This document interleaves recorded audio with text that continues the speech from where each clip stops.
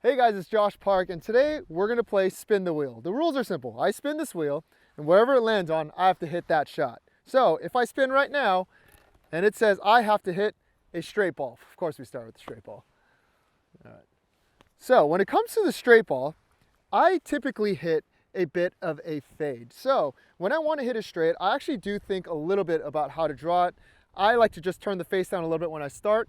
That makes me think I'm going to drive it nice and low, nice and straight, and hopefully I can make a perfectly neutral swing. This is a good litmus test to see if I know ball. Hey, straight ball. All right, glad I got that one out of the way. Here we go, let's spin it again. Okay, now we got a hook. That I can do. Okay. So if I really want to hook it, I'm gonna move this ball a little bit more back so that I could swing a little bit more from the inside, because the golf swing is this circle. So the further back you move it, the more inside you swing. And I'm gonna have this club head try to pass my hands into impact. So that toe turns over really fast. Should be a really easy way to hit this hook. And try to start over that path. Here we go.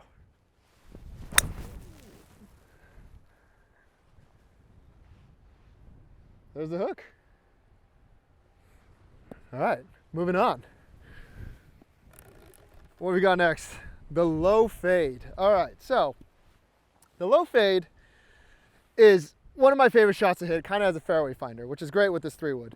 What we're gonna do is we're gonna also move this a little bit further back so we can keep it low. And one thing I try to do, I keep everything the same, but I almost feel like I pull my lead elbow through the shot a little bit. And you can see how that keeps the face from turning, and it also de-lofts the shaft quite a bit. So I could keep this thing low and keep this face from turning, kind of the opposite of the hook I just hit.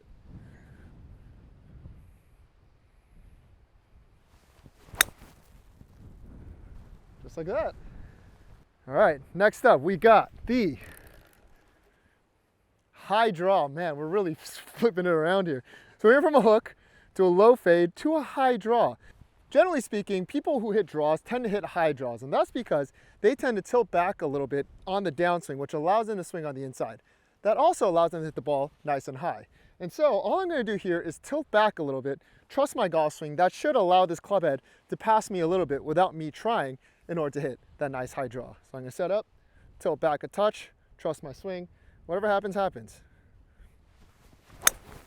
There it is, the high draw. One of my favorite shots. All right, here we go. Next shot. The high ball. It's a straight high ball? Oh man, these straight shots are killing me. All right. Okay, so this one's interesting. We're gonna do the same thing as the last one, but this time we're gonna move the ball one ball more forward. And what that does is it allows our swing to swing a little bit more to the left. That should get the ball a little bit less draw bias than when I just hang back and swing in here. It'll swing back around. This should go very high. So let's see. Move the ball one ball forward, stay tilted, see what happens. That is in the ionosphere, as some would say. And dead straight. All right, next. We're starting to run out of things here. The low draw, okay. Now, this one's a little bit more difficult. So typically when people hit it a fade, they typically hit a low fade because they cover and trap it. So now we got to try to be able to cover it. And when you cover the ball, as in get more on top of the golf ball, it's very easy to leave the face open. This is where we really need to start turning the emblem of your glove down to the ground. Tiger Woods one time said, I want to turn my glove down and point at the ground. And when asked, what if you don't wear a glove? He said, go buy one. Here we go, low draw.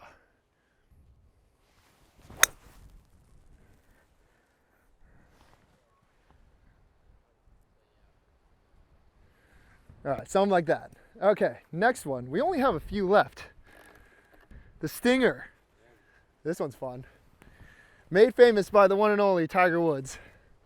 And what we're gonna do here is very simple. We're gonna take our normal setup, and as I begin to move the ball back in my stance in order to keep the ball low, I'm gonna keep the face square. You can see as I begin to move it back, it's very easy to get that face open.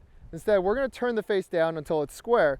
You can see that keeps the face at the target, but also de-lofts it almost to 0 degrees aloft. And then from there, I'm gonna imagine, I'm gonna de-loft it so much, this club is gonna go into the ground. And then, that should be this low stinger that runs down the fairway for miles. This bush runner in the middle of the fairway. Yeah, that was sick. And my last tip as I leave you guys is make sure you go get fit. Make sure you get a 3-wood that fits you. This is a Callaway Elite with less loft because that allows me to work the ball a little bit more. I definitely get spinny on certain 3-woods, and therefore that doesn't allow me to work the ball as much. This Ventus Black keeps the spin down, allows me to work it both ways in a way that I'm very comfortable while I can still hold green. So don't forget that. That is probably the most important tip I can give you guys. Thank you.